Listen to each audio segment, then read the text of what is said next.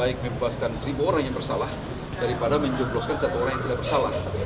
Jadi kami kuasa hukum meyakini itu, jangan sampai Pak Mark tidak bersalah tapi dipenjarakan.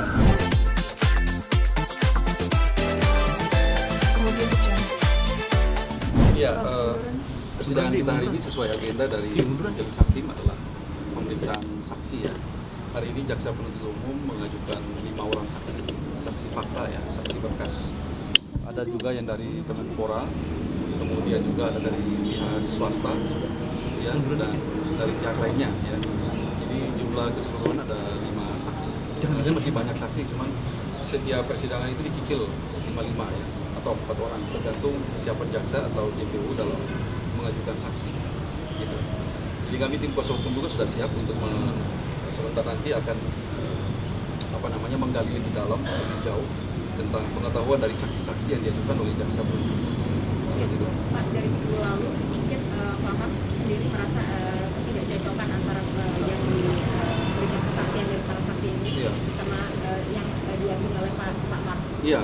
Mungkin merasa terjebak nggak sih Pak mungkin dalam kasus ini?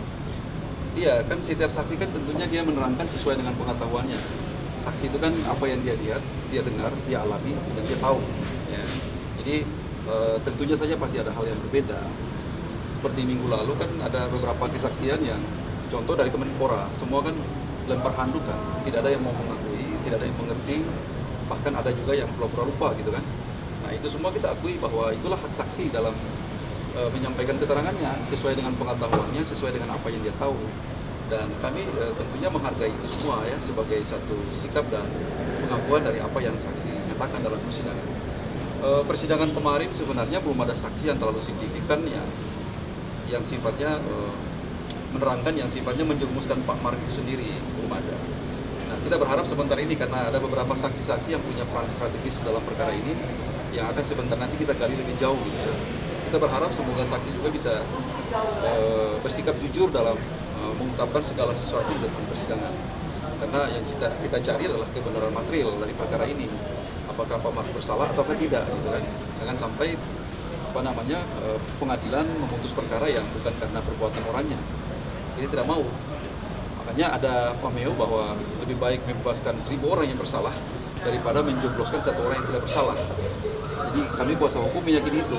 Jangan sampai Pak Mark tidak bersalah tapi dipenjarakan. Itu yang nanti kita akan buktikan. Kita akan gali lebih dalam dan lebih jauh. Jadi gini, untuk anak-anak ini penting untuk saya sampaikan ya. Itu segala keperluan Pak Mark itu sesungguhnya disiapkan oleh anak-anaknya ya. Pak Mark sendiri yang tidak menghendaki adanya anak-anak pergi untuk menjenguk ya, membesuk gitu. Pertimbangannya misalkan Mbak Saskia dalam keadaan hamil besar. Kemudian Mbak Siren juga punya anak kecil dan segala macam. Kemudian pertimbangannya lebih kepada keadaan coronavirus virus yang saat ini lagi gencar-gencarnya ya. Jadi lebih pada pertimbangan kesehatan sebenarnya.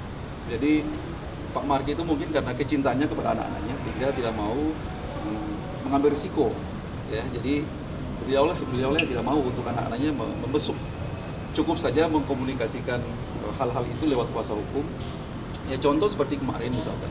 Ada beberapa keperluan Pak Mark yang sangat mendasar itu disiapkan oleh Saskia sama Siren.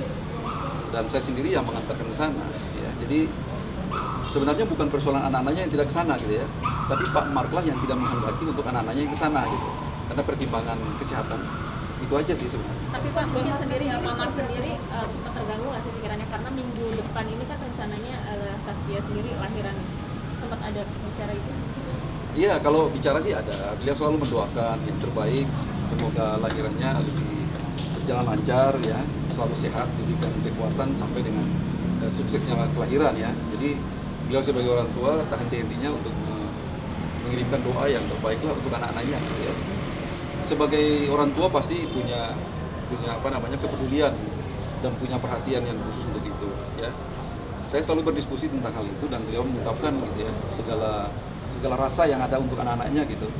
Dan beliau selalu mensupport supaya Kia selalu menghadapi kelahirannya secara baik-baik. Artinya tanpa harus terpengaruh dengan beliau yang saat ini sedang ada di hutan gitu ya. Gitu. Jadi anak-anaknya selalu segala keperluannya memang disiapkan oleh mereka. Gitu. Istrinya selalu hampir tiap hari, tiap saat direncanakan mungkin juga hari ini datang ya. kira-kira direncanakan mudah-mudahan datang. Itu untuk menemukan atau sebagai saksi Bang Istri? Kenapa itu? Iya, Pak Mark sendiri kalau untuk dari sisi kesehatan kan seperti yang pernah saya sampaikan bahwa kondisi kesehatan kan tidak bagus, ya. Beliau itu butuh konsultasi dan butuh treatment kesehatan dengan dokter yang ahli, ya. Jadi kita berharap saja semoga majelis hakim bisa mengabulkan permohonan kita untuk menangguhkan penahanannya, gitu kan. Hari ini kita berharap hari ini bisa ditangguhkan penahanannya, gitu ya. Karena sudah 2 minggu yang lalu lah permohonan kita sudah ajukan. Kita berharap ada penetapan dari majelis hakim untuk menangguhkan penahanannya. Untuk berita sepatu itu ada berita yang mengenai hal ini gimana? Kayak seperti apa? Anak-anak. Iya, sebenarnya tidak benar ya, karena faktanya kan yang saya lihat kan lain gitu kan. Istrinya selalu ada di rutan gitu kan, hampir tiap hari datang besuk gitu. Anak-anaknya juga selalu mempersiapkan segala sesuatunya.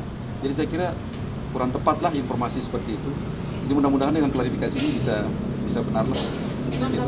Kabarnya katanya dana tersebut sudah dikembalikan 2 tahun yang lalu, itu seperti apa? Iya, kalau untuk pengembalian itu hal biasa dalam tindak pidana korupsi.